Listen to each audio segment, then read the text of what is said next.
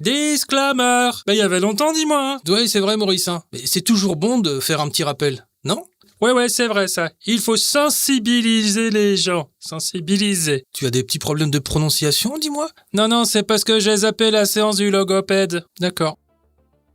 Alors non, pas du tout. Je ne suis pas vieux. Je suis tout simplement vintage. Et donc oui, voilà, vous avez compris que je n'arrive pas du tout à me défaire de ma vieille collection de DVD. Je parle de ces fameuses galettes physiques. Pas de fichiers dématérialisés.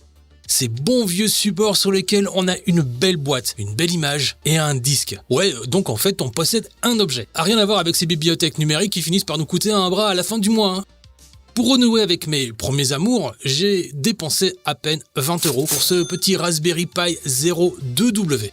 Et là, c'est OSMC qui tourne en tant que lecteur multimédia. Ah oui, et ça, c'est un vieux lecteur DVD que vous pourrez carrément désosser sur n'importe quel vieux PC, ou même sur un PC portable, et d'en faire par exemple un lecteur externe en USB. Et soyons fous, franchement, ça coûte à peine 20 balles sur Amazon pour un boîtier. Et puis parce qu'on aime bien frissonner devant ces bons vieux films, comme ça, on laissera des souvenirs impérissables dans le fond du slip. Non? Ça vous est jamais arrivé? Bon, finalement, il n'y a absolument rien de magique. On insère la galette et l'option « Lire le disque » apparaît après un petit moment. Bref, nativement, c'est parfaitement jouable avec OSMC. Non, on parle pas de LibreLec ici, parce que le Raspberry Pi Zero 2W pose des problèmes avec LibreLec, parce que certaines versions ne reconnaissent pas correctement son processeur. Alors, résultat, le système ne s'initialise pas, OSMC quant à lui fonctionne parfaitement, car il repose sur Debian et utilise des firmwares officiels du Raspberry Pi, ce qui assure justement une compatibilité matérielle complète dès le démarrage. Une simple installation de l'OS sur la micro SD ou sur une clé USB et puis voilà, c'est tout. Le Raspberry Pi Zero 2W devient ainsi un lecteur multimédia assez performant. Et le lecteur, quant à lui, agit exactement comme un bon vieux lecteur DVD. Menu du disque, choix du film dans le menu, le choix de la langue, le passage de chapitre en chapitre. Rien de particulier. Alors bien évidemment, je ne peux pas m'attarder et m'exposer au risque de diffuser le contenu à cause des droits d'auteur. Mais voilà, vous avez de toute façon compris l'idée du lecteur, non? Et comme vous le voyez, c'est hyper réactif sur un Raspberry Pi Zero 2W. Et franchement, j'ai quand même été assez impressionné.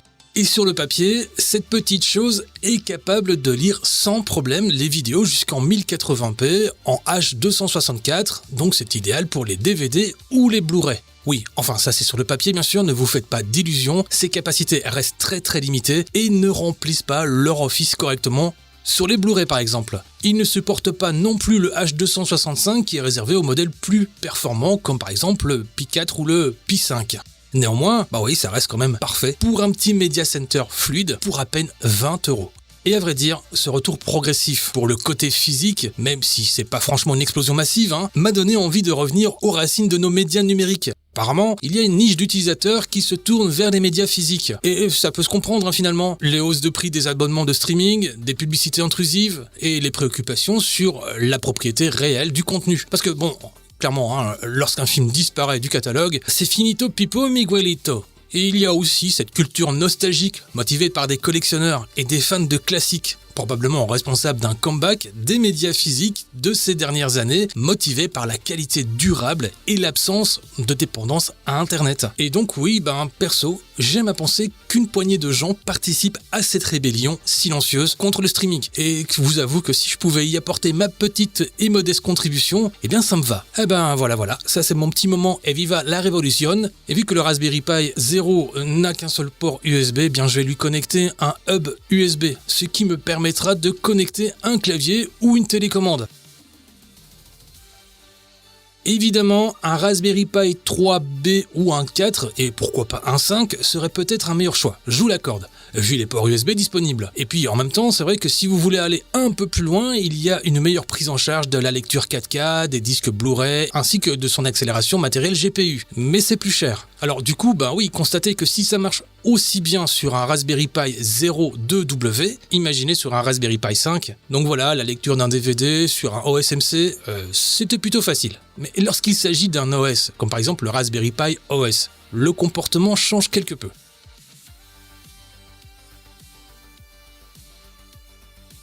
j'ouvre l'application VLC qui est installée nativement sur le Raspberry Pi OS.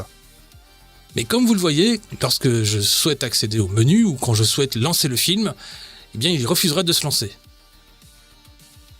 Dans d'autres cas, par exemple, la lecture pourrait être franchement dégueu.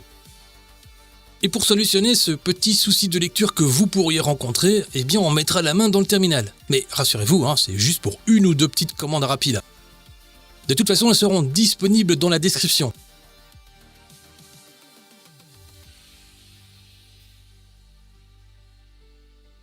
Nous installerons le paquet libdvd PKG. En fait, ça vous servira simplement à activer la lecture des DVD chiffrés.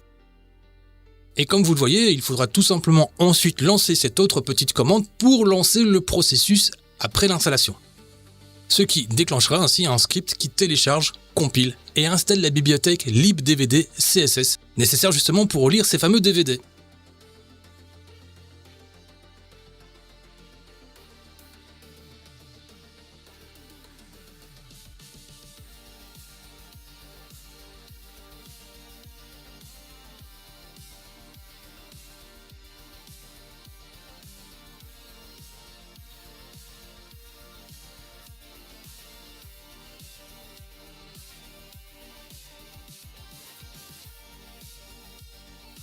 Et puis voilà, on va jouer la sécurité, nous allons redémarrer le Raspberry Pi.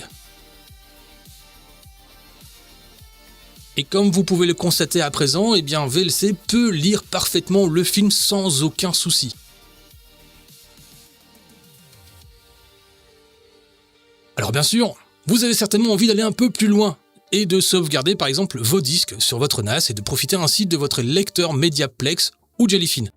Eh bien ça tombe super bien, on installera MakeMKV pour nous proposer une extraction du média. Cette procédure est un peu plus complexe, je vous l'accorde, mais encore une fois, je vous laisserai de toute façon la procédure dans la description. Par mesure de sécurité, on va quand même mettre à jour le système. Ici, on installera Flatpak.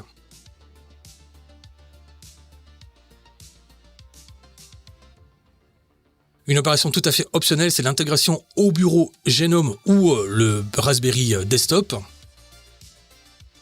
On va ensuite ajouter le dépôt FlatHub. Voilà, maintenant on va redémarrer le Raspberry Pi, au moins ça permettra ainsi à Flatpak d'être bien initialisé. Et ensuite, il nous reste à installer MakeMKV via FlatHub.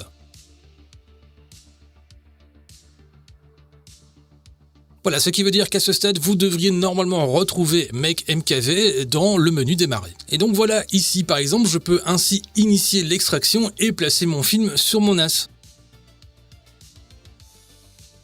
Et finalement, si MakeMKV vous saoule, vous avez aussi Handbrake. De toute façon, lui, il est disponible dans le store.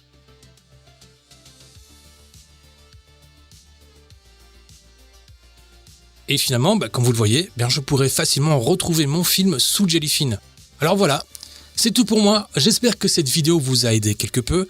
Et puis n'hésitez pas à partager aussi votre expérience avec votre propre Raspberry. Qu'est-ce que vous en faites comme projet multimédia? Je serais vraiment curieux de le savoir. Voilà, d'ici à notre prochaine rencontre qui se fera très prochainement, j'en suis sûr et certain. Surtout n'oubliez pas, quoi que vous fassiez, oui bien sûr, faites-le bien.